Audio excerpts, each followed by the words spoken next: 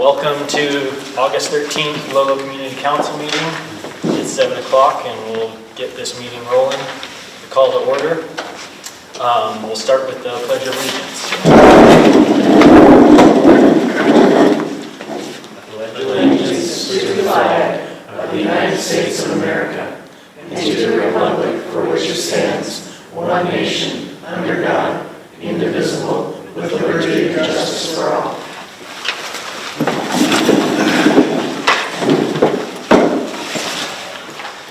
And we'll get into roll call, starting on my left. Steve Bajer. Anders Nord. Marilyn Hatch. Marta Brown. Angela Previty. Paul Rossignol. All right. Welcome, everyone. Thank you for joining tonight's meeting. As purely an advisory panel, the Lolo Community Council strives to promote the interest and welfare of the citizens of Lolo by acting as a liaison between the community and Missoula Board of County Commissioners. At each meeting, we provide the opportunity for public comment on both agenda and non-agenda items. The public comment period for items not on the agenda is at the end of the meeting. The council will not discuss or take action on any non-agenda items until a future meeting, if they choose to do so. Public comment on items that are on the agenda may be given during the public comment period after approval of expenditures, and/or during discussion after the agenda item has been presented.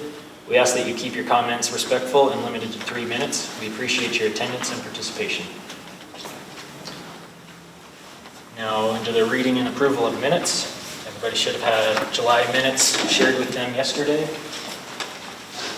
Any discussion needed? Move our motion to approve the minutes as presented. I second it. Okay. And any comment before we vote? Anybody want to give like a Praise you. yeah, praise me? Great job. Good job, Laura. Okay, I think we can move on now. Okay. All in favor? Aye. Aye. All right. And then approval of expenditures. We did have some printing costs this month, and those were $6.80 for printing of minutes, bylaws, and agendas for this meeting. We'll look for a motion to approve the expenditures as presented. I move to approve the expenditures as presented. I'll second that. All right. Any comment? All in favor? Aye. Aye. Okay. Is there any public comments on agenda items?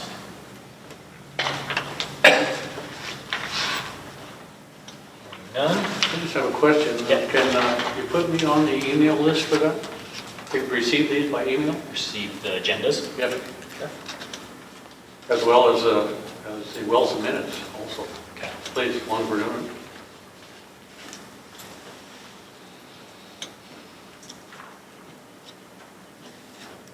Okay. Into communications and reports. Communications received. Danica received an email from Big Sky Public Relations about the Highway 93 resurfacing. August 4th through August 9th. Crews will be present on US 93 between Missoula and Lolo from 6:30 p.m. to 6 a.m. Sunday evenings through Friday mornings, weather and unforeseen circumstances permitting. Crews will begin milling and paving on US 93 during active nighttime construction. One lane of traffic on either side of US 93 will be open. All 4 lanes will be open during the day. Speeds will be reduced 24 hours a day in the work zone. The traffic candles and barrels will be present to direct drivers. Please slow down in the active work zone and plan for 15-minute delays. And you can read more at mdt.mt.gov,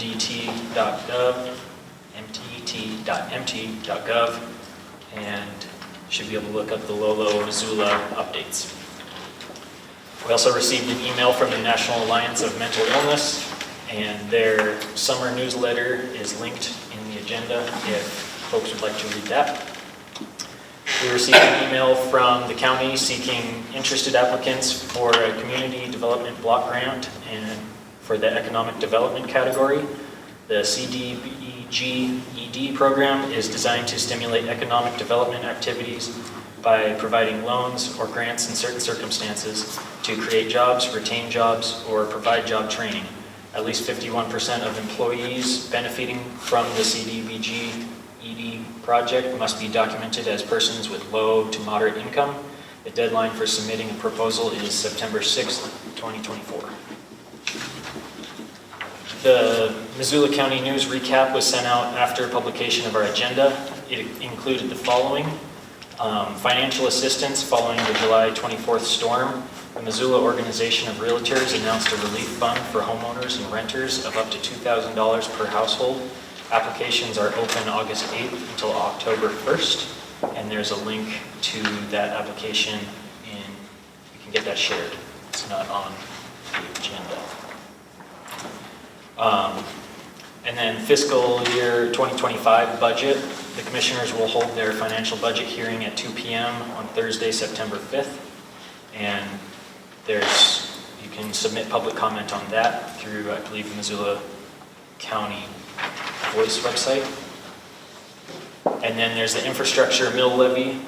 The Missoula County Commissioners voted on August 8th to place a 5 mill levy on the general election ballot to fund county infrastructure projects.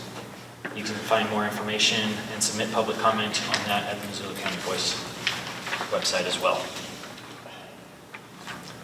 Any comments on communications or reports? Well, somehow I would like to get a copy of that, those additions. Okay.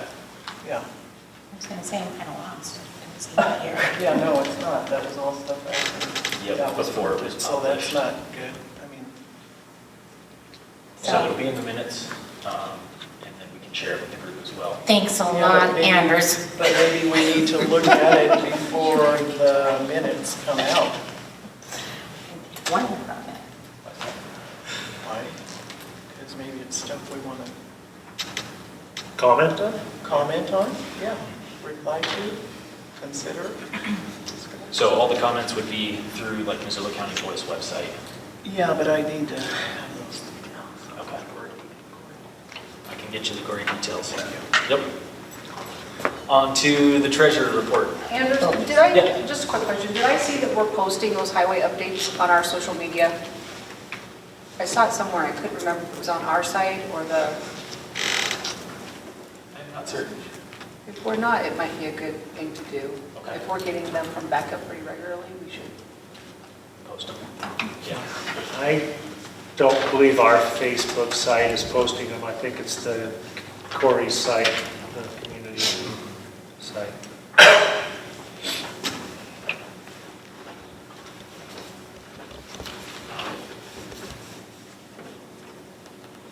Okay. Anything else on communications? We'll move on to the treasurer's report then. Okay, so the bank statement for July, we had written a couple checks, one for $72 for the post office box, that would cover the whole year, and then one for printing, $17.10. The 72 did clear the bank, but the 1710 had not yet. So with the $3 bank paper fee for the statement, we have a balance of $516.31. There was no other deposits made.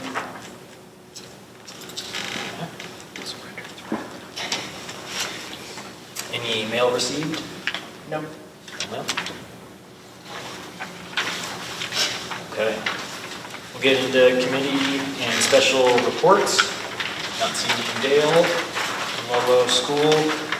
We do have Corey. Do you have any reports on the whole fire? Good evening. Good to be here. My name is Corey Horsens. I'm the Deputy Chief of the Missoula Rural Fire District. For anyone here who doesn't know me, I visited with you at the July meeting, and a couple days later, things got really busy for us. So here in Lolo, however, our call volume has remained steady. We're 4 fewer calls for July of 2024 than we were in 2023, 81 versus 85. Year to date for the Lolo Fire Station, we're 25 calls fewer in 2024 than we were at this time in 2023, 325 versus 300.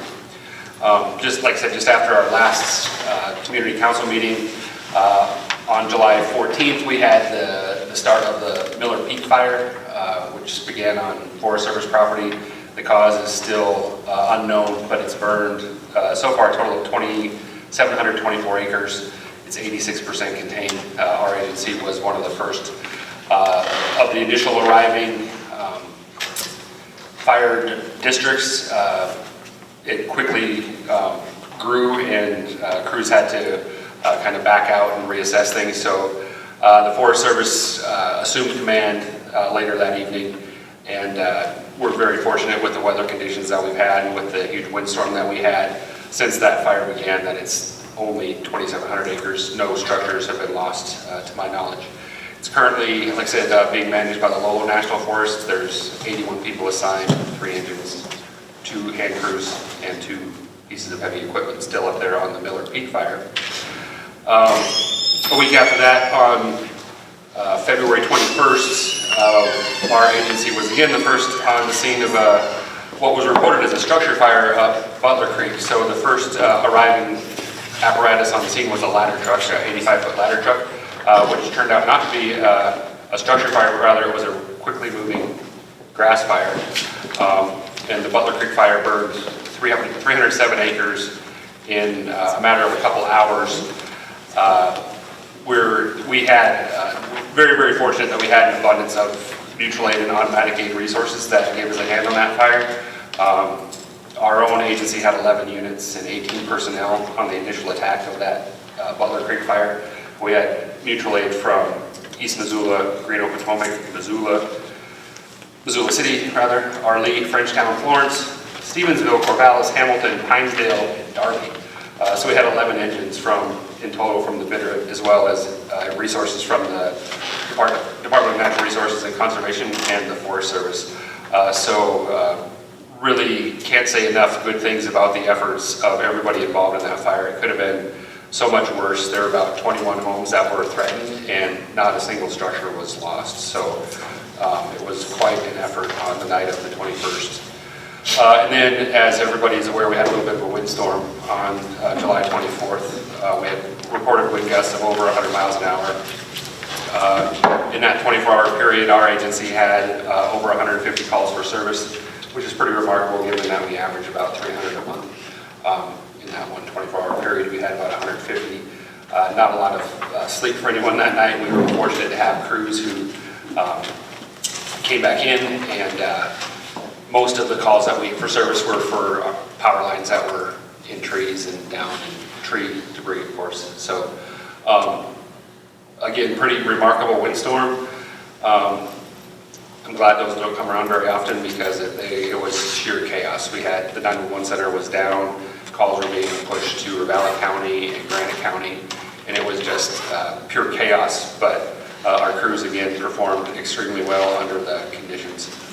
Very, very grateful for the recent weather conditions. I can't remember a time that in mid-August that we dropped fire danger from extreme to moderate.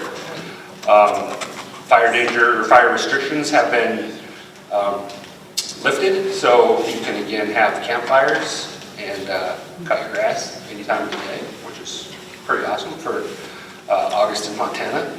But would encourage everybody just to exercise extreme diligence. We don't have any season-ending weather in the predicted future, so please just continue to exercise an abundance of caution anytime you're out recreating or have anything to do with fire. And I'll be bringing more information forward in the coming months, but I just want to let everyone know that we recently had a station location study conducted by a company called ESCI. They're looking at all 5 of our fire stations, as well as the city of Missoula's fire stations, and putting together a report regarding where the most efficient placement of fire stations in the future could be. So some of the concerns that were noted regarding the Lolo fire station are the challenges in getting out onto Highway 93, especially during rush hour traffic, and the inability, really based on the shape of the lot that fire station is positioned on. That station is older and is in need of renovation, but just based on the shape of the lot, it really precludes the ability to design a station that would have pull-through bays to minimize backing and that sort of thing. So we're waiting to see what the study says, and once we get it back, I'll be happy to share that information with you all. But that's all I had for my report, unless anyone has any questions. Hey, going back to that Butler Creek fire, that started like at 1:30 in the morning, right? It did, yeah. Is there any, what's the etiology of the? It's not officially been released, but all indications are that it was a blower transformer that started that. Was the Miller Creek fire, was that lighting? Undetermined. No, I don't think there's been like any sort of conclusion as to what started that, whether it was human cause or not. Was there any injuries due to the storm? No, shockingly, no. I did hear of one report of an arborist that fell out of a tree the following day, but that was the only injury that and when you look at all the damage that we observed around town and what our crews were up against, it is shocking that no one was injured. There was a gentleman shooting at linemen out on Big Flat Road during that, which... What crack will do that? So fortunately he missed, but he did end up hitting one of the I believe it was a Northwest Energy truck. But in terms of injuries directly related to the storm, no, none. Anyway, enough. Yes, sir? I'm curious, you said there was somebody shooting at? Yeah, according to the media, it's presumably some sort of mental health issue or drugs or alcohol involved that an individual was literally shooting at power company as they were trying to restore power. He's arrested. He's under arrest. He's in. No injuries or hope? No. He hit a vehicle, but didn't hit any people. So, fortunate for that. Any other questions? All right. Well, thanks again, and we'll see you next month. Thanks, Marty. Anybody from Community Watch? Community Center? I'm not seeing John Woodman. And anybody from the Lolo Mosquito District? That was quick. Still on the clock? All right, any adjustments to the order of the agenda? Hearing none. We have some unfinished business. We've got our standing agenda item to discuss ongoing community safety and awareness concerns regarding development and transportation along US 93. Danica attended the meeting of the Transportation Interim Committee in June, where MDT mentioned the status of the speed study south of Lolo, the one to which the council responded with a letter to the commissioners. MDT said that it would be presented to the Transportation Commission this fall, who will then decide what action to take.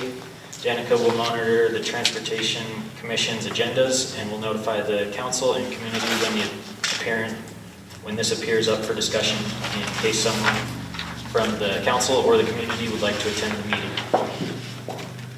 Any other discussion items on Highway 93? I would like to attend that discussion. Okay.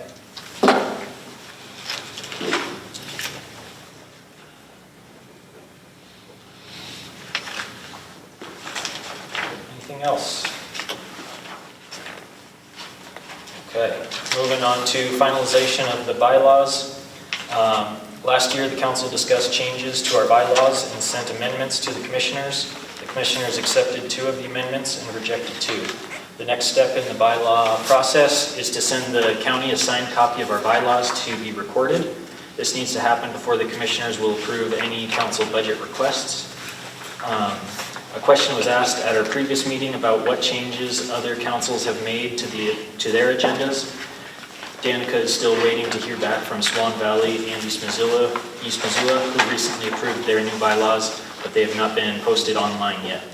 Bonner, Seeley Lake, and West Valley all approved the bylaws with no changes from the template provided by the county, and Clinton approved theirs with the addition of the Pledge of Allegiance to the agenda as the only change.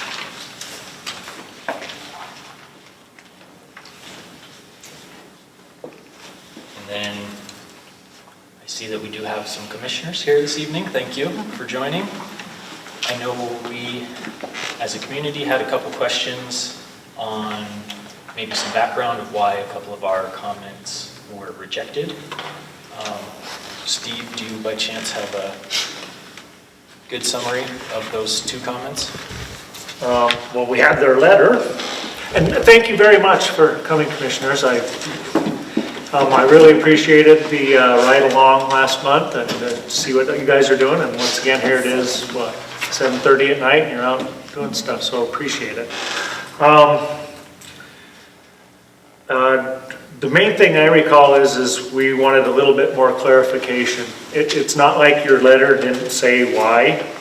I guess personally, I was hoping for a little more clarification, particularly on the Article 5, Section 4, Item C, which has to do with county commissioners appointing council members. And what we had asked for, and just some background on this, when I ran, there was only 3 people on this council, now there's 7. Of the people that are sitting up here today, only 3 have actually been elected by the people of Lolo, the rest have been appointed. And what we were hoping to do is get a little bit more of some input on how you guys pick, and a little more transparency, mainly. And I'm hoping that Pat Moore here will talk about that. He's done some on that. But what we did is we put together this change to the bylaws from finding something in Swan Valley's community council thing. And it was from 2010, and Danica, our chair, did some research on that, and it took them 22 months of bashing around to get it put in their bylaws that they would like, if someone gets appointed to the council by the commissioners, or at least if there was a bunch of people in the pool, that it would be nice for the council to also be privy to that information, and for there to be transparency behind it. And I know there's some questions too on the elections department with that too. But it took them 22 months to do that, and I guess it angered the audience so much that came that they had to do their meeting, and always at the end of the meeting they do that because people wanted to leave because they got tired of that. But what's happened is since the commissioners made a blanket, what's it called here? Template bylaws thing, it got removed. And so I'm worried that for perpetuity that's going to be gone. I'm sure the people that did that back in 2010 is when they did it. Actually 2008 to 2010. And then it was signed in by Commissioners Landquist, Carey, and Curtis. And so it took a lot to get that in there. Kind of reminds me of the legislature where things go through committees, subcommittees, committees, and they have joint committees. And, you know, it took a lot of effort for that to get into Swan Valley's bylaws. And we thought it was actually a pretty good thing, and was what our proposal was based on. It did get shot down, and actually the reasons aren't bad. What we put is that we would like to have an elector forum to make recommendations based on the testimony. And you guys responded that forums are generally not held by the body in which the elector will be seated. That's actually a good point. At the same time, you did say that you would try to, we agree with the need to incorporate perspectives from the community councils and the community at large to plan and enhance our communication with the councils to encourage the engagement and ensure that the names of the potential appointees are made available and highlight opportunities for input, including meetings when appointment decisions are made. So, like I said, since I've been here, and the reason I ran is because the council was depleted so much. And when I ran, a lot of people ran, there's a couple people that didn't make it. And then people got appointed and it wasn't clear how that happened. And unfortunately, despite this in your letter saying you'd ensure the names of the potential appointees are made available and all that, it didn't happen. And this is nothing against Hannah or Angela. I'm happy that people get put on and, Or Marta, oh, Martha. or Ellenders. Well, you kind of, yeah, well, there you go. I do, I'm just saying, Well, we've said that. I also think there's a It's happened difference multiple though, times, yeah. Yeah, we It is. have, because I had filed to run and there just wasn't anyone else running. So the 3 people that filed to run were going unopposed and I think just assumed those seats. We weren't appointed. The whole thing with that, but you say you're filing. you had filed to That's run exactly for right. election. The so current I bylaws wonder- will state that anybody filing needs to file with the voting center as It well did. as the commissioners. And you may have filed with the voting The center. voting center, yeah. I know that it didn't happen before, because I went to the voting center the day of our meeting, and they didn't have a clue even who it was. So they emailed the commissioners, emailed them back, and then they told me who it was. So- Wait, for me? Not for you. Oh. No, I didn't know. Yeah, that's. I think it was for and there's me. Marta, wasn't Yeah. it? I was like, We had I that. wasn't special, And, well, see, just threw my name in the hat. and it wasn't that somebody deliberately didn't follow the rules, it's just that Yeah. the commissioners just said, hey, you guys need to go over there too, because we as a public, we don't know what all the rules are unless you carry these things around. Yeah. So, And they're very confusing. It's not clear. It's written vague. You know. Well, the elections office, I also didn't really know. When I Yeah, ran it, they were like, what are you doing? It's like, really? So, yeah, they probably didn't know why you were there, because they told me nobody had ever done that. These 2 people that were Do sitting you want to talk? during that's their what it's time. something to do I would online. love for you guys to come up here and. Yeah, we were happy to field some questions here, so.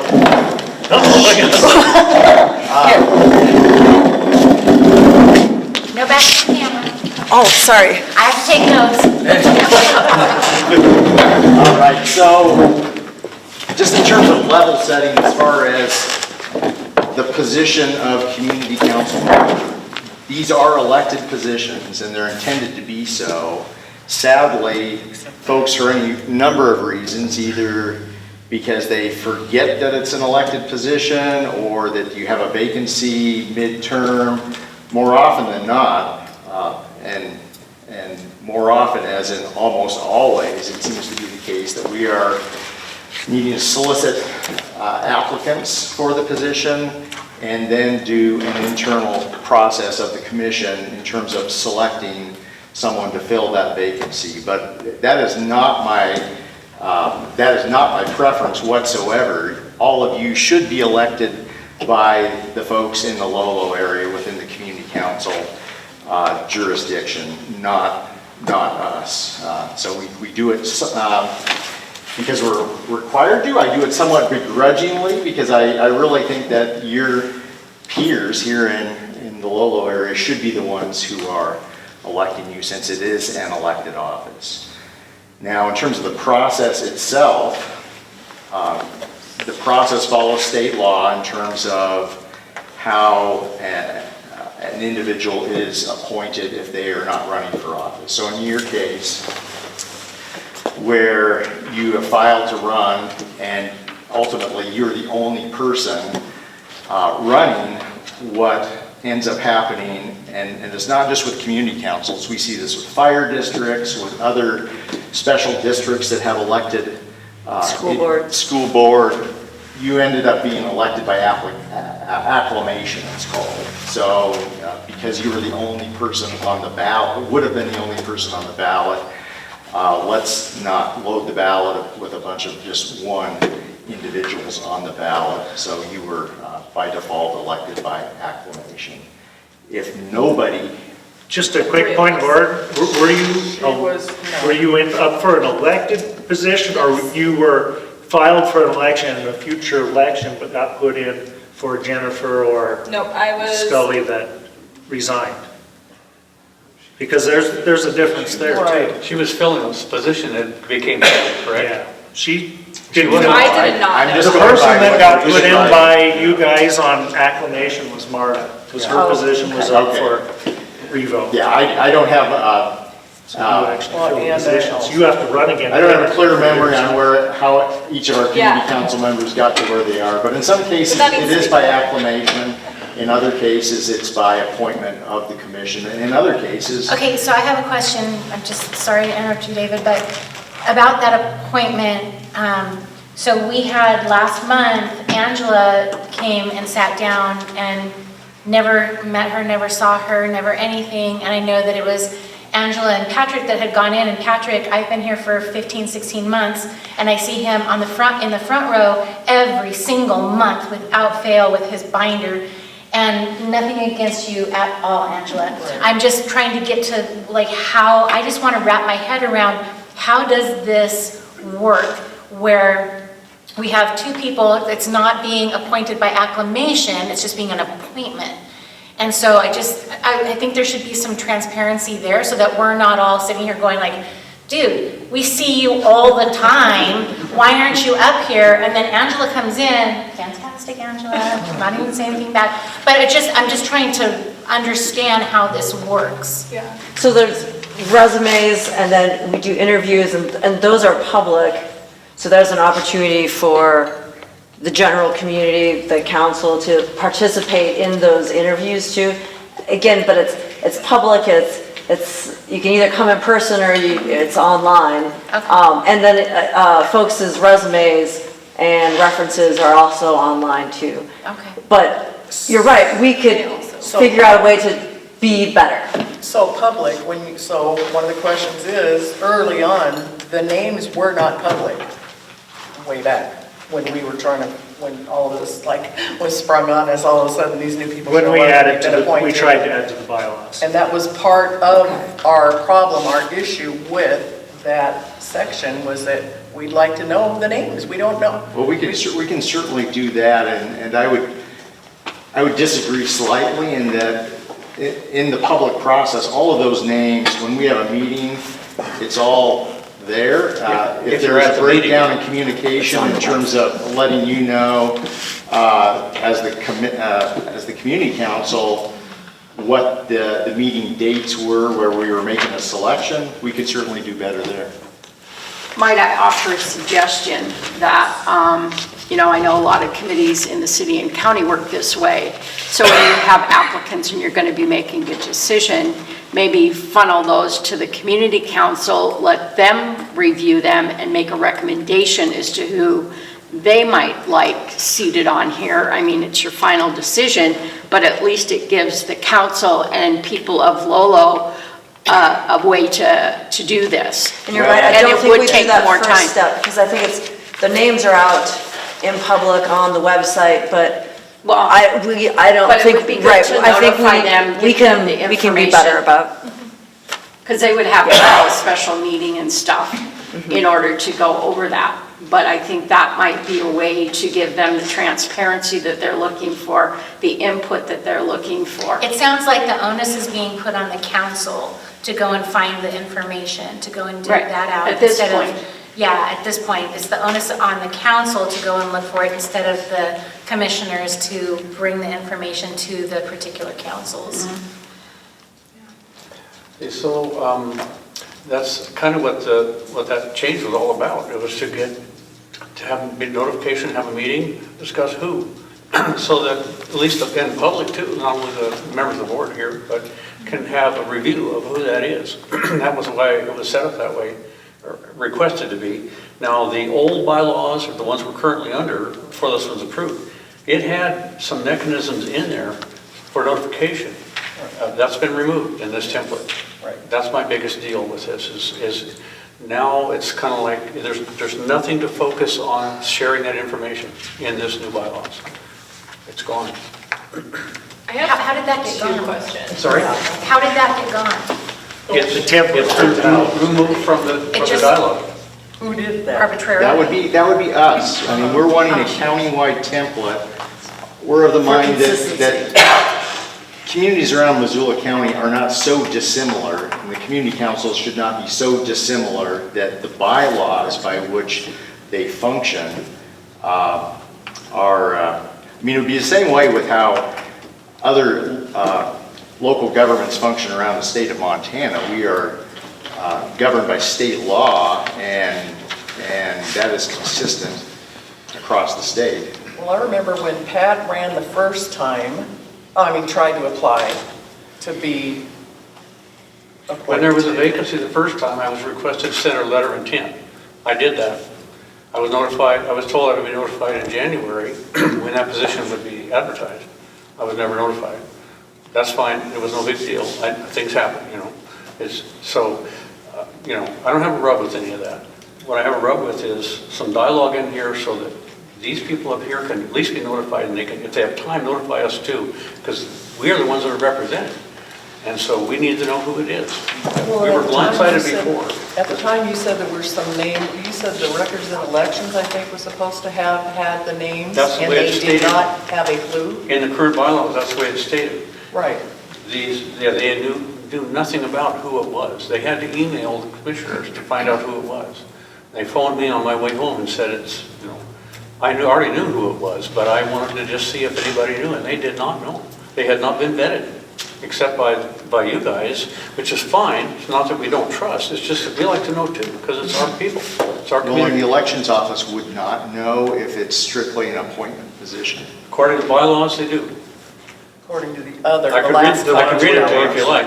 Well, your bylaws, those bylaws are not germane in terms of how the election office interfaces. Why write them then if we're not going to follow them? I don't know which version of your bylaws you're looking The at. one that we're currently under. Yeah, I can't. I don't. I know it's a touchy deal, but it just gives some mechanism so that everybody knows who's going to be here. And I know, if I could just say one more thing, I could have sworn, and maybe we dropped the ball on this, but I know that we have reached out to some community councils, letting them know who had thrown their hats in the ring and solicited input from the community council, and if that has not happened here. No, I got the letter when it was, and there was two applicants, and I think it was pretty vague, one, I didn't know Angela, so I couldn't comment. But, I knew Pat. This time. Yeah, this Yeah, but not Previous. previous. Yeah. Okay. So because of our stink that we've been making, you did it this time. Yeah. Well, and we've done it many other times apart from any stink that you've mentioned. But I'll own up, if we drop the ball, then we drop the ball, and we can do better in terms of notification. Well, also, if Swan had that in their bylaws before, it took them a long time to get it there, it must have been real important. It's been there before. I understand your letter, what your letter says about procedure, but it's been working before, so why remove it?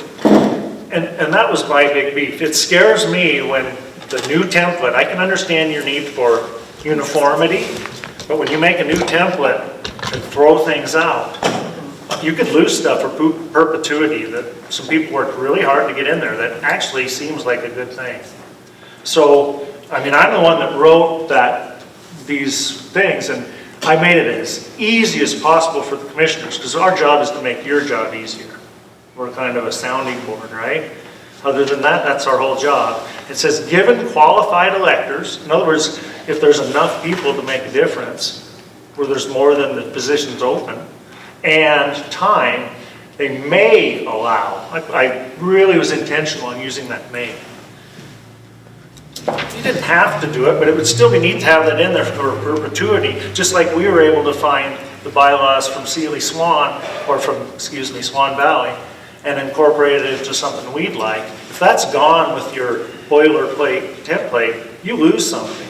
And it may, who knows, never come back. Like I said, it took them 22 months.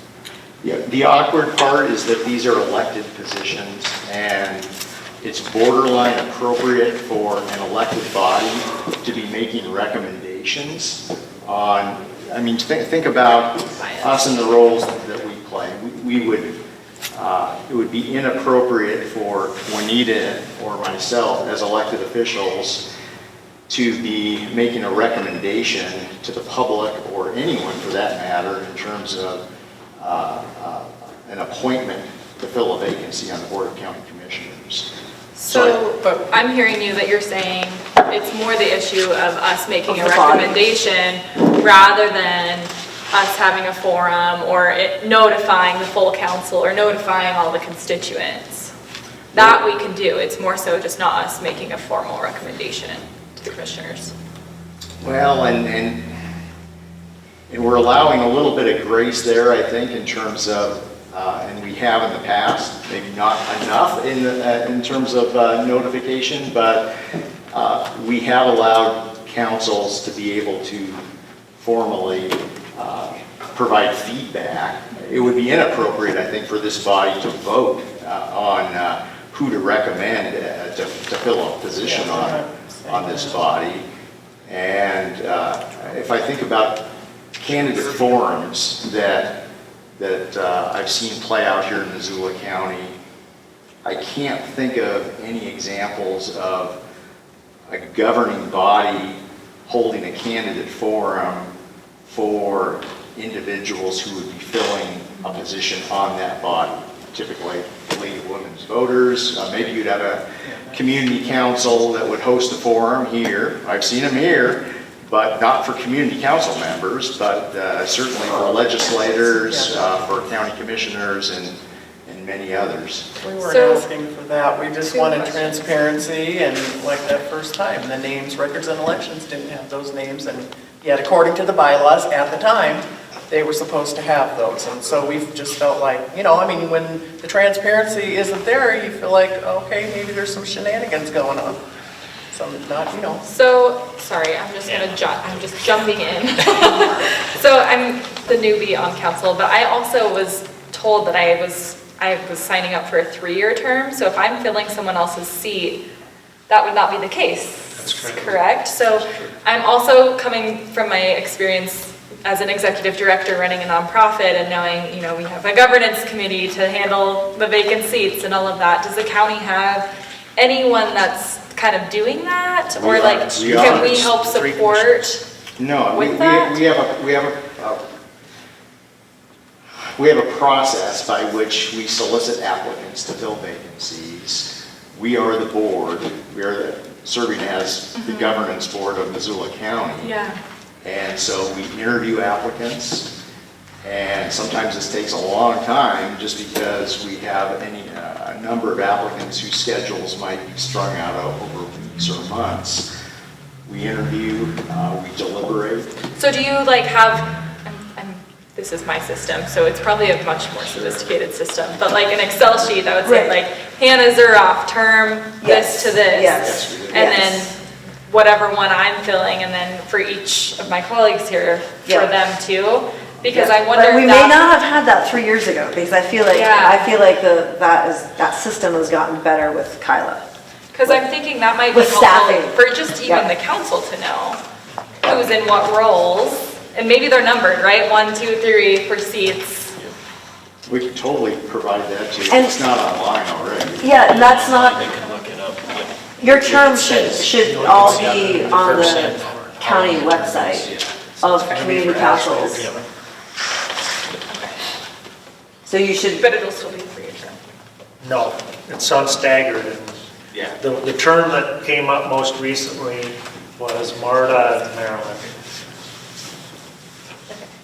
And there was no opposition, there was just one applicant, right, for that elected position, I believe so. right?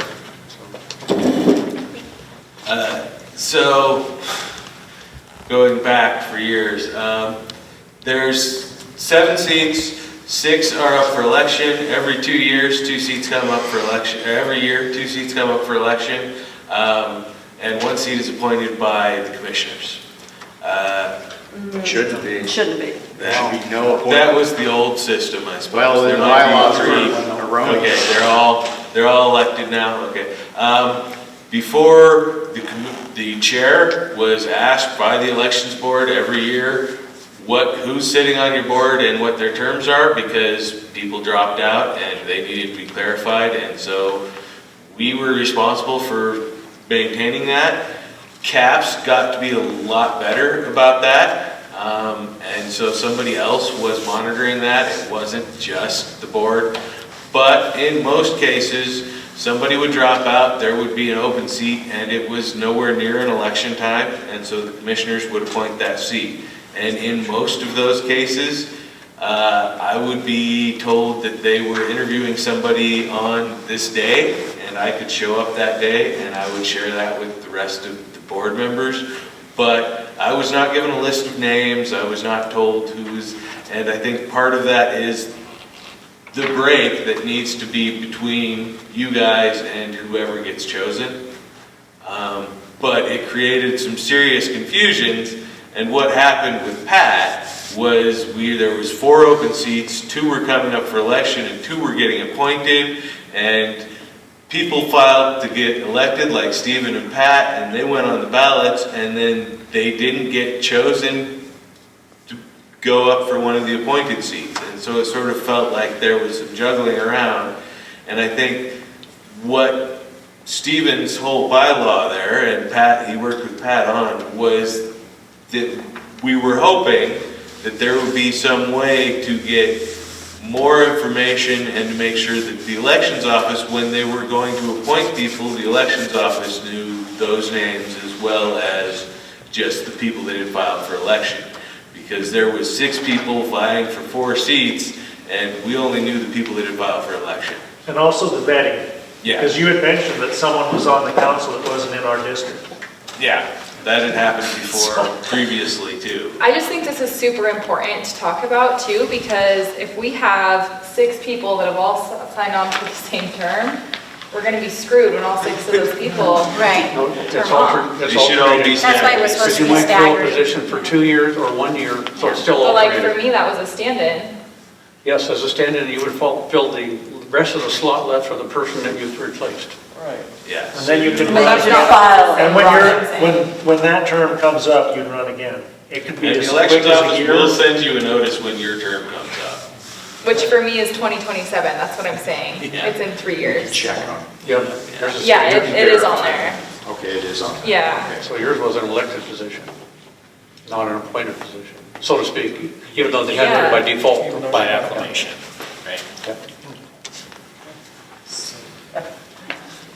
So I guess back to, where we were here. All we're trying to do, for me, it was really easy when I applied, okay? I went down and, did the application, and you can see who else has applied. You can see it online even. But the ones that are appointed, they're filling the slot that is open. They're not listed on the website.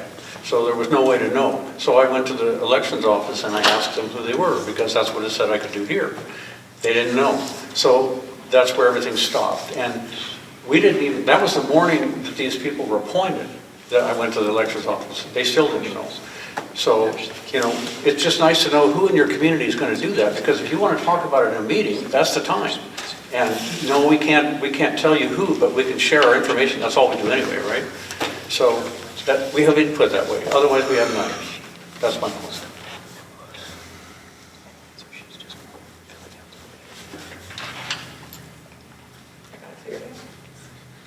That's why we'd like to see some dialogue in there. So if I may, it sounds like there are 2 situations that you're discussing. In a perfect world, everybody would be elected. When it's not the case, if somebody resigns or if somebody just stops showing up, somebody needs to declare a vacancy. I assume that's the county commissioners that ultimately declare the positions vacant. And at the time it's declared vacant, there should be a timeline, I would assume, established for here's when applicants need to submit their credentials, here's when it'll be reviewed, and that's all in a public meeting. So if anybody on the council or anybody in the community wants to have input, they can attend, and there is public comment at the county commissioners meeting when the appointment would occur, correct? That is correct, but what I'm also hearing that we can probably improve on is making sure that, it sounds like at least one person here had received some solicitation for feedback. We can make sure that we are better at that, and that information is disseminated to all of you in terms of who has applied and what are the opportunities to participate in our process for the interview process. And then secondly, if information has not been shared back with the elections office, to avoid your scenario where you're feeling like you're getting the runaround where the elections office didn't know what maybe the commissioner's office knew, we can improve on that too. Is there a reason why we can't put some dialogue in our bylaws that will reflect that? Because when you guys aren't elected again, because you're elected by us, you work for us, right? If you guys aren't there anymore, what did we do? What, you know, how did we pass it on? That's my point. Well, that's on us, not on the community council in terms of that communication, so. But the bylaws covered that. You're saying the For us. documentation? It sets a rule. Yeah. He's just I wanting belonged to document. union for 50 years, and every place where we have bylaws, every local is different. They're not boilerplate, because everybody has different needs. Every area has different needs. Every little community, different. I belong to the American Legion. We have a standard all across the board, but every post has their own bylaws. Every post. It's not, National does not tell us what to put in our bylaws. Every post is different. Clinton is different from Lolo. Question about though, if what you're requesting is for better communication and everything, changing our bylaws doesn't really do anything at the county level because we're not changing their bylaws. So ultimately it's like, we can have the bylaws that we want, but what we're asking for is communication from them. So we just need them to agree to do it. Correct. Because changing our bylaws isn't going to do anything to force them to communicate with us. No, but it gives Instead, them, it gives just them as- accountability. But they do have to sign off on the bylaws. Right. True, but those are our bylaws. It Yeah, the doesn't, bylaws it have to doesn't prove govern it. you. They have to prove it. So I Right, they have to understand. approve them, but that's not the county's bylaws. But if they approve them, they have to abide by them. No. We have to abide by them. And Well, so they, both- We both have do. to. everybody, it's common knowledge of it. Sorry, I would go back to the American Legion and say is like, your upper level that's gonna be beyond your regional office isn't going to be bound by your local bylaws. Right. It's gonna be their bylaws. So, So ultimately, Commissioners, what we would can you put that in there, but what we're asking for really is just reciprocity and just appreciation from the county, just say like, can you please just communicate? And they're agreeing to it. Yeah, that is exactly what I'm saying, is that you can approve the bylaws with the two, minus the two changes that we are not agreeing to, and we can certainly do a better job of communicating back to you in terms of both the process and the individuals who are seeking appointment, and we can communicate better with the elections office, which seems to have been a problem in the past, which thanks for bringing that to my attention. The other issue that we've not discussed, it's not allowable by state law for this body to kick anyone off of the community council. You are an advisory body to the Board of County Commissioners, you are elected officials, you cannot unilaterally remove someone because they've not had good attendance. I totally get it that attendance is a challenge, and it doesn't do anyone any good when someone is not showing up to these meetings and participating. If that's happening, we want to know about it as the county commission, and we can do what we can within state law to nudge that person to participate more than they are. But unfortunately, when Nita doesn't show up for months on end, there's nothing I can do to kick her off the Board of County Commissioners. So. I have another question. We mentioned the 5-member council, 7-member council, so is it, I mean, yeah, like there, at times, this has been a 3-member council. I'm not even a 5. So is it mandatory that we're always a 7? Or, I mean, if 2 people do leave, can we stay a 5 until the next election and not have to worry about appointments? I think What, so. what is the, Does that make sense? Yeah, what is your council Well, number? there are different different councils have less than 7, right? Yeah. I believe that is correct. This is an awfully big council, and you're right, the more council members you have, the more difficulty you have reaching Meeting quorum. quorum. So I guess that would be a point of further discussion if you feel like the number of council members is excessive and it's allowable to have fewer, then. Well, I'm just saying, like if 2 people, like recently 2 people kind of at the same time decided to resign or whatever, couldn't we just keep it at 5 until the next election and then some other people file? And then you guys wouldn't have to go through the sweat of appointing and all the. It says 5 to with 7. that. Oh, Yeah. that's 5 or yeah. 7. We just have to have an odd number. Based on Montana law. I mean, this is written, I think, Based a on little our bit bylaws. different. Based on Montana law. Yeah. And that, I don't know how that law reads for this particular one, but it is based on. Five or seven, but Five. you Five or need to seven. make- you need to make Odd. a decision on, it can't be like a floating number. Oh, If you yeah. lose Well- some, then it contracts. If you lose Well- 2, it's okay. That was added in the template, and I think it was because, if you look at it right here, and that's probably because there were some councils that had 7 like us and some that had 5, just like you had certain blanks where it said like the area of your council.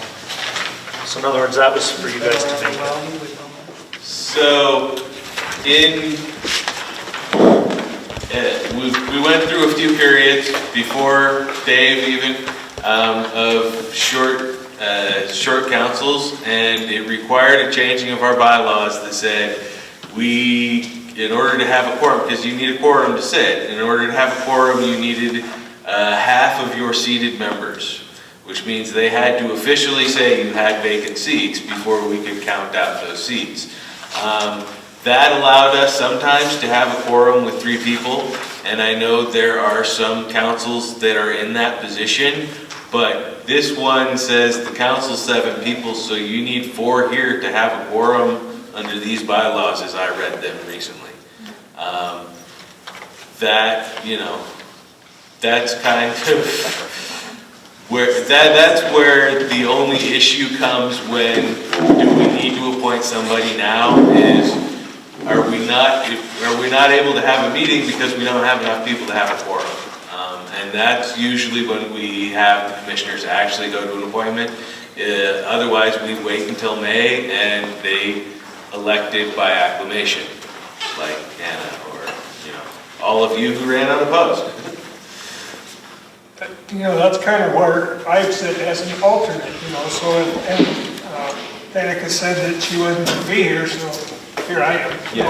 I try to get, I can't make all the meetings. 5 and 2 alternates. And I was asked to Yeah. be a permanent member, but my schedule doesn't allow for that, so.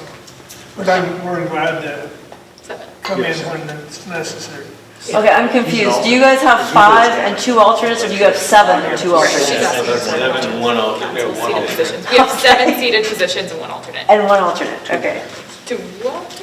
Total number of council members shall be 5 or 7 council members shall be residents, as defined herein. Up to 2 alternates may be elected during the regularly scheduled special district election. Now, the new template says for Lolo and Woodman School District, be 7, doesn't give the 5 on this template.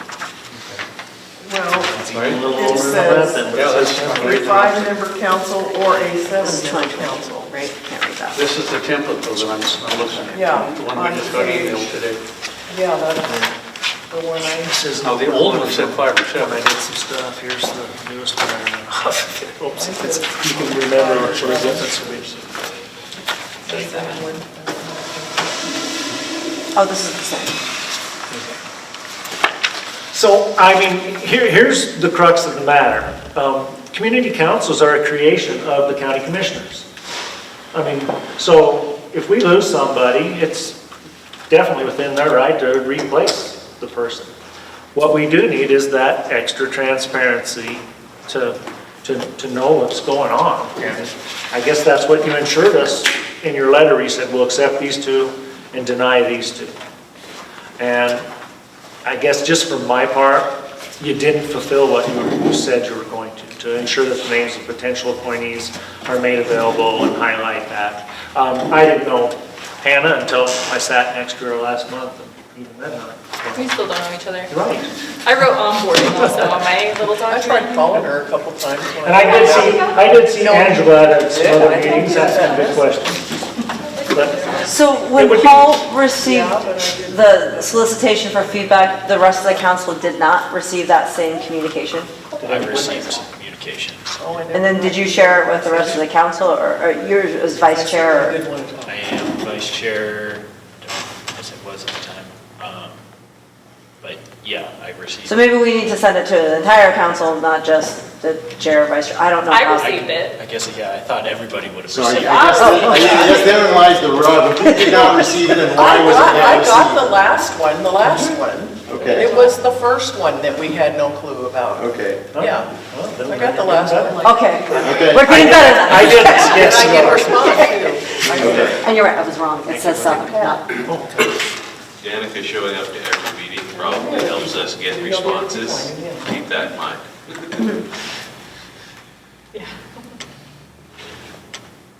Okay, well, we have an action item for this. What the heck are we gonna do? Well, I still would like it reworded, because it's a hot mess to me. I read it and I'm like, oh, what? My eyes cross. Can't read. It just doesn't make sense to me. That's section. That's my opinion. I would accept a motion. Some sort. Are you leaving? We'll still be out. Getting out of here right. We're not the 90s. 8 and 9. I would move to accept the bylaw changes with the council understanding and the commissioner's understanding of we want transparent communication. I'd second. All in favor? Further discussion? Is there further discussion? You've had quite a bit, but I can see the point where we might want to have more information or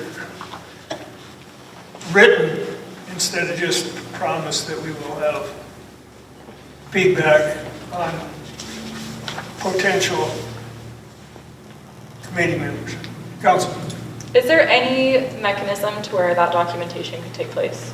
It'd just be part of the website, part of the process, and We will share with it, and Lolo will not be unique. We will disseminate a clear process of how this works to all the Hey, that's in the minutes. community I was councils. gonna say, I think if we start making it an agenda item when there is an open seat, that there's an agenda item of discussion of open seat, do we know who's applied? If the answer is no, it's now on the agenda item, which goes to the commissioners, and it would see them, and then it's in the minutes, there's a recording for request for information. Then the desire to hold their feet to the fire has been met. My question is if there's a timeline to do all that. You know, if they're registered at the voting center, you make one contact and you know who it is. If you come to the meetings, you know there's an open position. So you know you can transfer back and forth. There may be a lot of time involved where how long is it before they're notified and then they're actually appointed? You see what I mean? But we should be okay having an alternate for that reason. Okay, what? Because we have an alternate in those situations, We right? have alternate, well, I'm not talking about putting an alternate, I'm talking about notifying everybody that there is Right. going to be an appointment. I guess I'm saying we wouldn't have to rush someone into that role so we could have more time to do those steps. Is the mechanism set up that way? That's my question. Could we have that paragraph rewritten to get that in there so that we make sure we have some Commissioner way to Strohmeyer has hold something to accountable? say. Yep. So here's the other thing just to throw into the mix. Not all community councils meet all times during the year. Some of them take 3 months off during the summer, and we're not going to hold up the appointment process. We can certainly notify the council of potential or actual applicants, but we're not going to necessarily wait 3 or 4 months to fill an appointment if the council is on a summer hiatus. We'll go through that interview process. The other question is, that's interesting, so we can all go on the website and look and see, right? Is there a place to put it on the website? So we do, right now we can look and see who's going to run, who's going to be elected or whatever. Is there also a place where we can put it in that spreadsheet where you could see, oh, these people are applying for appointments, a filling position? It'd be easy to look at. That's all we want to know, it's just who, you know? Yeah, totally. Yep. That page already exists, it's just a matter of We just adding. need to make sure to add the names. Because I was like, who's not running against? Yeah. The spreadsheet exists. Yeah. It sounds like you guys want some further clarification about your bylaws, but you're in a position where you're not going to get your budget check until you sign your bylaws, which I know isn't Which feels really like, a huge issue. feels like we're being held hostage. But I was just wondering, is it possible for them to have a work group with CAPS over the course of the next year with regards to their bylaws so they could address this if they feel like they can survive with this for a period of time? Conversations are always open. This would not preclude additional The whole council, I discussion. mean, I know it has to be publicly notified whenever the whole council has a sort of work group like that with somebody. It would- But CAPS would be able to do that without really violating too much law. No, they would not. I mean, it would still be an open meeting if a quorum, Yeah. if a It's quorum of so the messed council. up, in my opinion, I just have to say this. Regardless of whatever your political bent is, it's so messed up that a community council should be withheld the money that is allocated to them just because they're not succumbing to some things that are still in question. It doesn't make sense to me that we should not be equally treated with all the other councils, even though we're like kind of stuck on a couple of things. It doesn't, I think that's really messed up, dude. I just do. Marta, I hear that, but what I would say is we have said the same thing to all 8 community councils. And they all bend, right? Well, when we have folks who go for extended periods of time without finalizing their bylaws, you're right, this is the stick. Yeah, but we can't finalize our bylaws because the commissioners won't finalize our bylaws. Well, we can finalize them, As long absolutely. as we do what you ask for us to do. Could we? So, it's just, I feel like it's just, like, I'm not trying to be a hard nose, I just feel like it's kind of like we have to bend what we're trying to do here in order to get funding so that we can finance some of the things we need to finance here. And it just doesn't sound right to me. I'd like to make a point in the bylaws, both the template and the old one that we're currently by. There's a mechanism in there, it's stated that $1,000 will be given annually. I don't see any way you could hold that money. It's in the bylaws, that's what happens. It's a little bit absurd to hold people hostage to agreeing to what you want to do, and they're not going to get their money. You see what everybody's feeling a little bit. It's not right, and you know it's not right.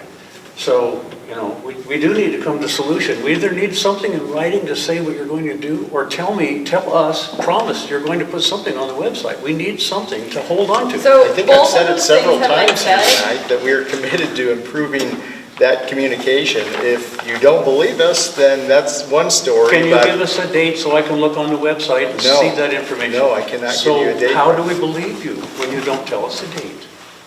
Well, and Could I we say think part of the 2025? problem, Dave, is they're concerned that if you two aren't there for whatever reason, or Josh is gone, that your predecessors will say, well, we didn't make that agreement with you, and then they'll move on. So they're wanting something in writing, whether it's a letter of commitment outside of their bylaws, just something so that they've got that security going forward if the current commission isn't as it is at a future date.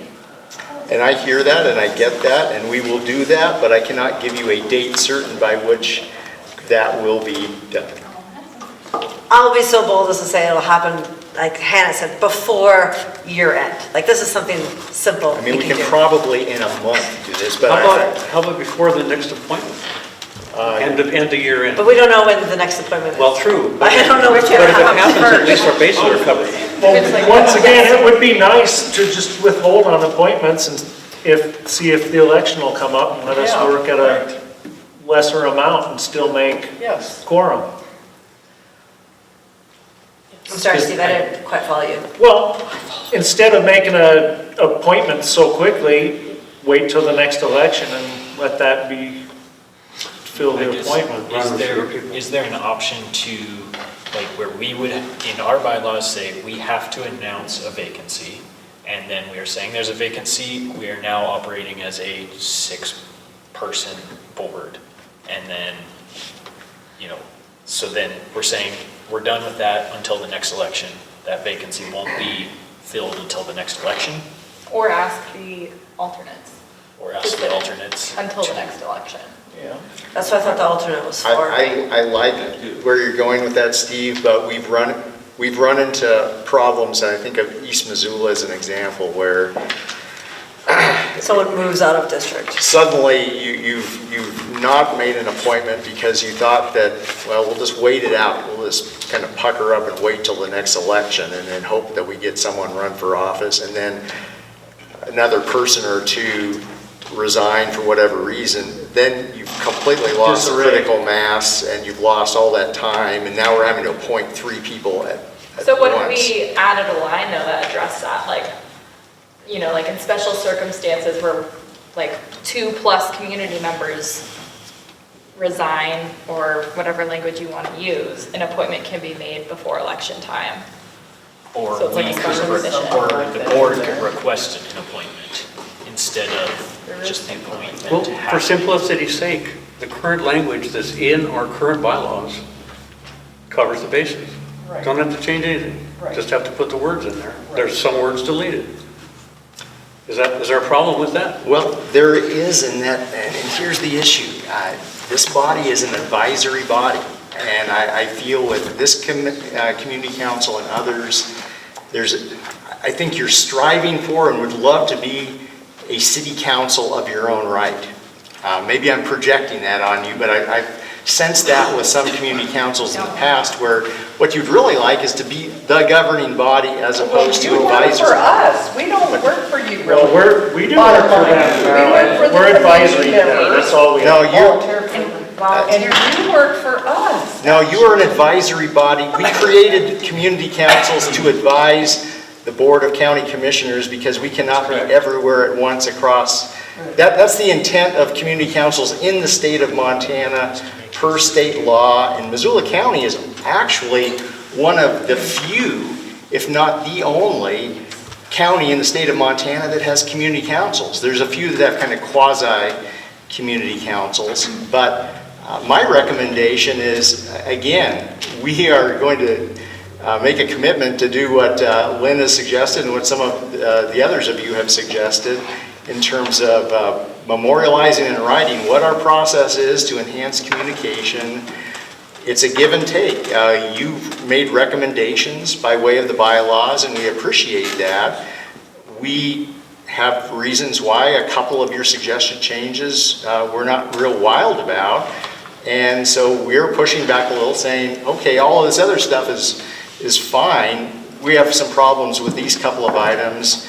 My recommendation would pass the bylaws, and then in the future, and this is along the lines of what Devin's suggestion, we can continue the conversation, but it's going to be a county-wide conversation because we are of the mind that some degree of consistency across community councils in your bylaws is important, because we've seen just a mess in the past, and that's what we're trying to address. Well, could maybe some of us put together, reword this paragraph a little bit so it makes a little bit more sense maybe, and then run it by you guys to see, just for the transparency and the accountability issue is my main thing, and this doesn't make sense. What if we got a signed letter of commitment from the commissioners saying that they were committed to do this? Well, no.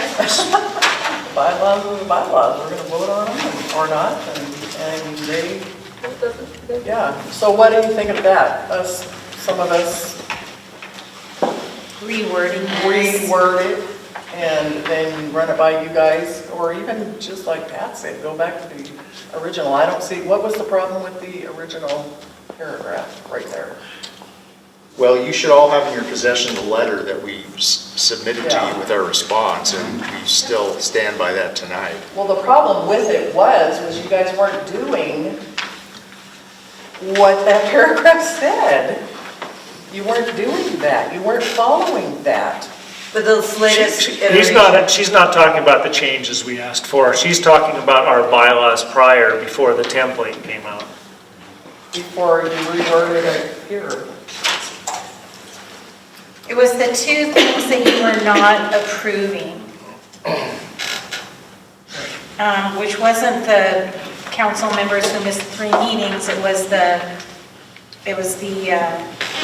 Article 4, Section 1, Section 2, Paragraph A. The Missoula County Commissioners, given qualified electors at time, may allow Lolo Community Council to hold an elector forum and meeting. This was the thing that was like not approved, and I think that was the sticking point for this community council, was that, man, I'm sorry, it's all the numbers and letters, but it was Article 4, Section 1,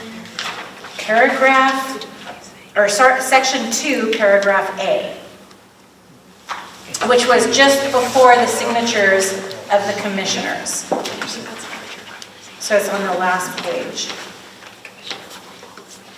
And the question, yes, was So I think- wrote it. The Missoula County Commissioners, this is the suggestion, Missoula County Commissioners, given qualified electors in time, may allow the Lolo Community Council to hold an elector forum and make recommendations based on testimony. Right, and presented you to the denied Community Council. that. Correct, and then we said forums are generally not held by the body in which the elector may be seated.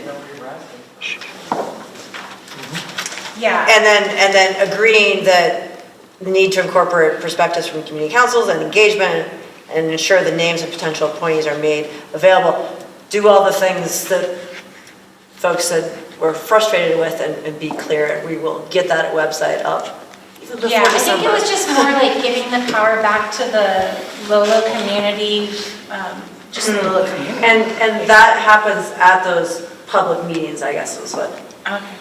So that, because anyone can attend those public meetings and give testimony.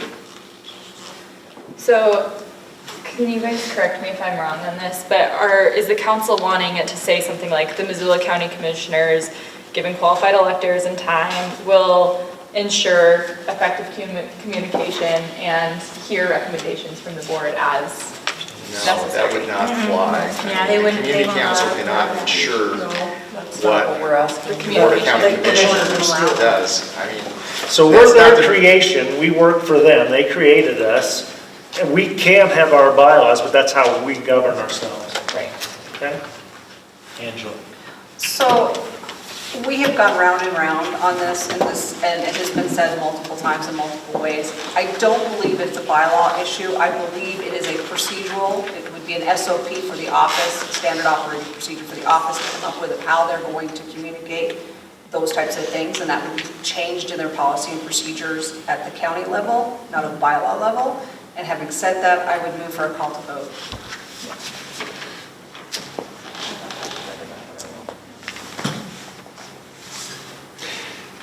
I understand what you're saying as well, but, the way these are stated, each bylaws was different before. It's not a county level, it's a community level.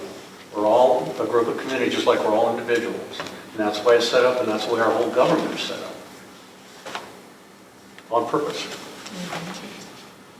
And the only dialogue that I'm asking for you to consider is the very first sentence in this, where it says, vacancies shall be filled by appointments by qualified electors who have completed an application, which I did, expressing their qualifications and interests in filling the vacancy and submitted to the Missoula County Elections Office and the Missoula County Board of Commissioners. Those two pieces. You've removed the one where it says Missoula County Election Office. That was my source to find out who's going to come, who's going to represent our community. That's the sentence, that's the piece of sentence that I'd like to see back in there. Yeah. We can get it in there. Yeah. It's simple and done. Yeah. Then we've got some transparency and we can get information easy. And we don't have to you guys don't have to play with the website. Yeah. I mean, it's been in there for how many years? Those were redone under caps. So it's been a while though. 15 probably. Signatures are on October of 21. Well, yeah, On that every year. copy of the bylaw. Every year they had They to are. reapprove, yeah. I would not have been around. All right, we had a motion. Second it. Well, I made the first, I don't know which You motion. made the you're first talking about. motion. First motion, yes. Angela, Second.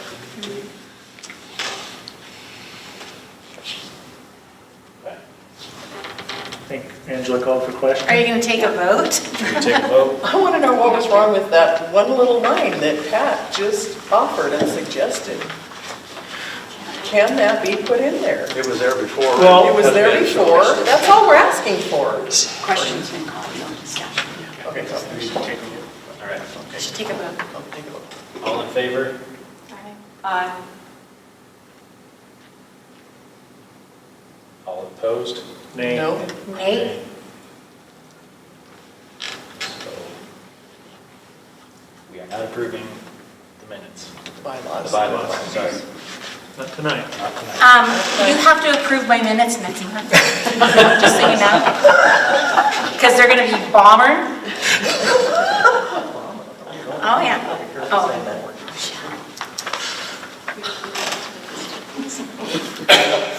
Okay. Moving on. Any new business? While we have the commissioners here, I did have a couple of questions.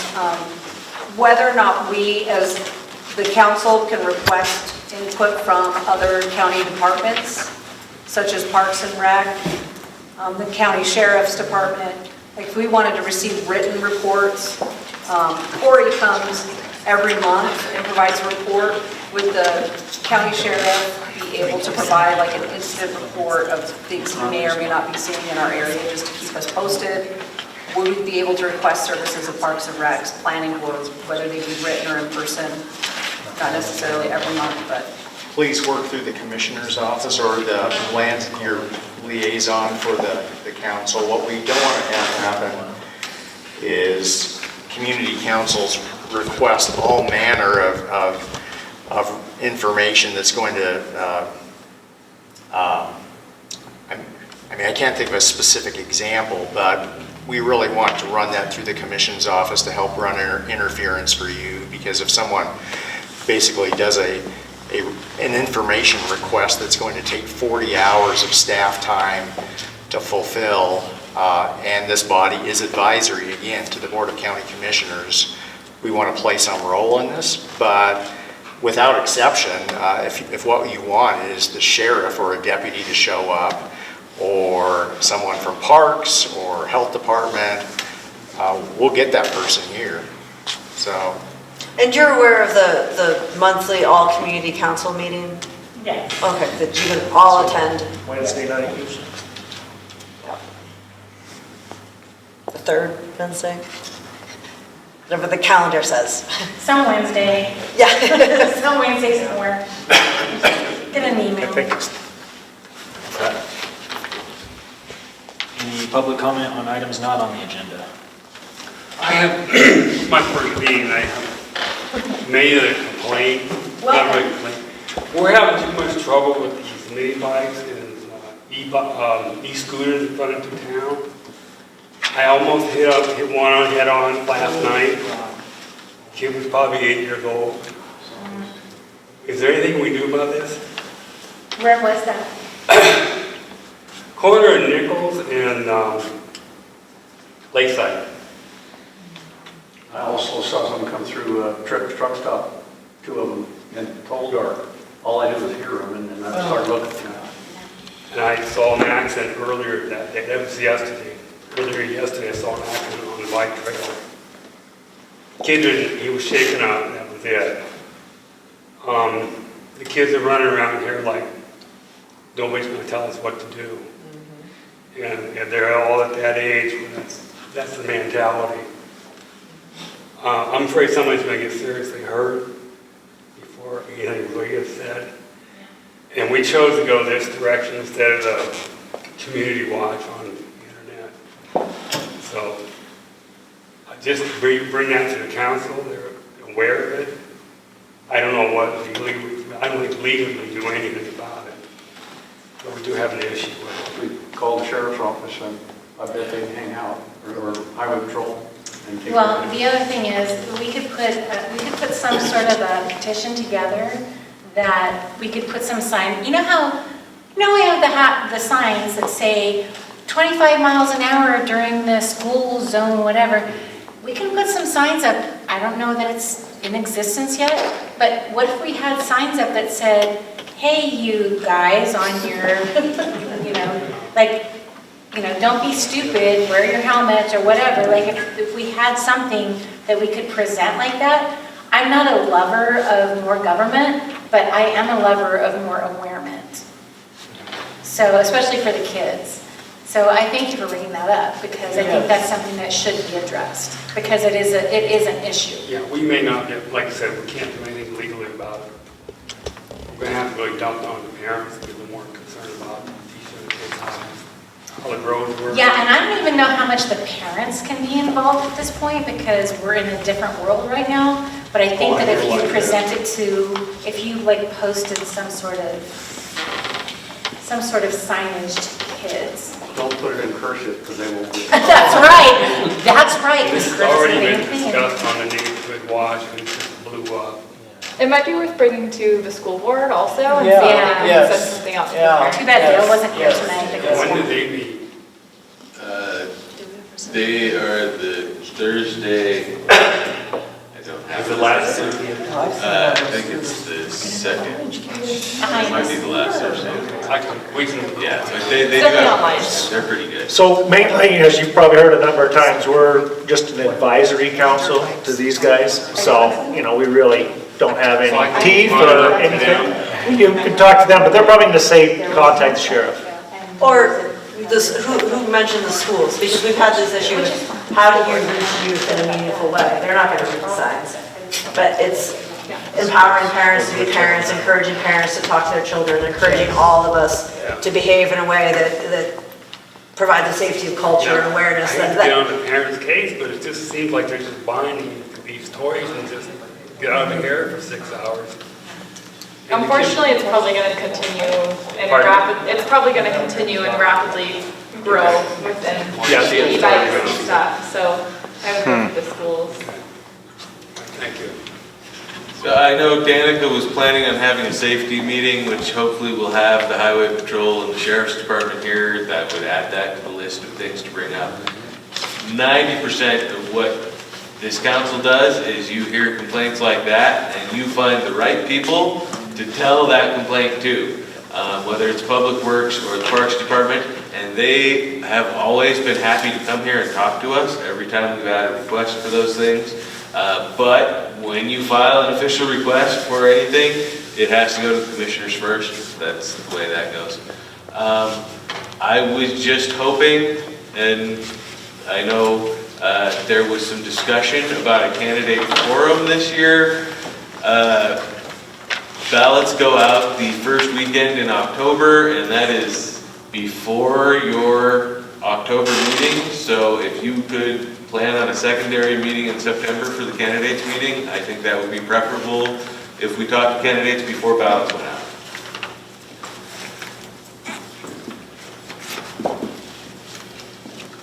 Do we need to maybe make a motion if we want to do something like that? I kind of concur with I Devin just on that. add it to the next agenda in September if you want to. Yep. Yeah, I think that'd be a good, Yep. So we'll add. and then we need to get it out to the community too. I don't do Facebook, but that's where that goes, right? But I know the community club is usually really good about giving you guys an extra day if you want to have an extra candidate forum that's not on your usual day, because you have business to take care of too. We'll be sure to get that on next month's agenda. There's something I've been kind of, if we could get an update on the RSID, the Lolo RSID, and whether they're coming along with any plans. We've talked about it before here, but I'd like to know when they're gonna, if there's any idea when the water and sewer are gonna be implemented for improvement. So we're doing a tour on Of this one? Yep. So maybe so maybe if we could put in a request to have Shane or someone from Public Works be here in September after their August meetings. That'd be good. Question. And I hope to be back in time for the meeting on the 22nd. So time, it's 6, and my flight lands at 5:30. Tight.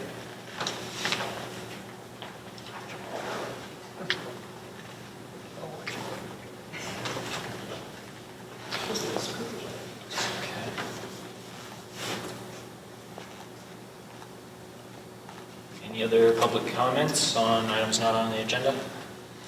Just one more, just a heads up, don't everybody forget to file for your property tax rebates. I think it starts tomorrow or the next day, we can get it in. The 15th of August. You'll get it back right away, right quick, we do it online.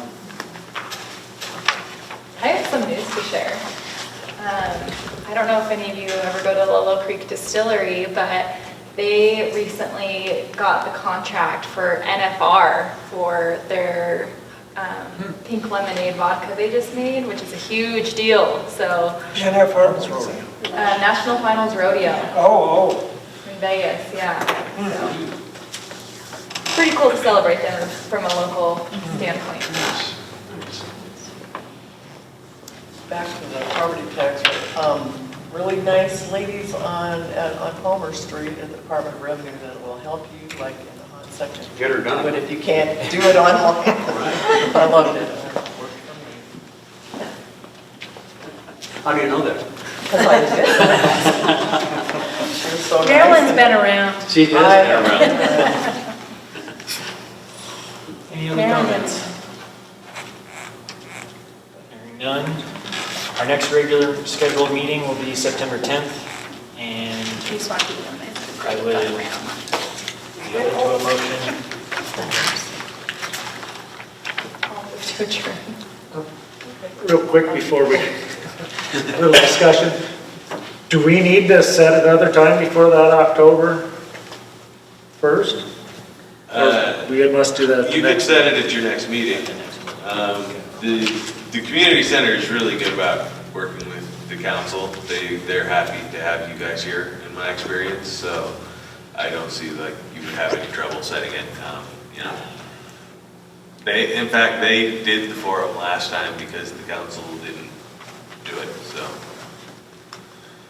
Kevin, do you know So we have time. how much they charge for a, if somebody wanted to have something? A nonprofit has a much lower cost than a for-profit. I think a for-profit, it's a $500 for the room. For just a regular rental, for a private rental, I think it's $500. I think you guys get it for $50 a week or a month, yeah. Have to write a check. Like for the rental of this place. You don't write checks for this? Once a year. Oh, once a year. Gotcha. Yeah, I want proof. All right, we got a motion. I'll second it. All in favor? Aye. Aye. All right, Hope it passes. meeting adjourned at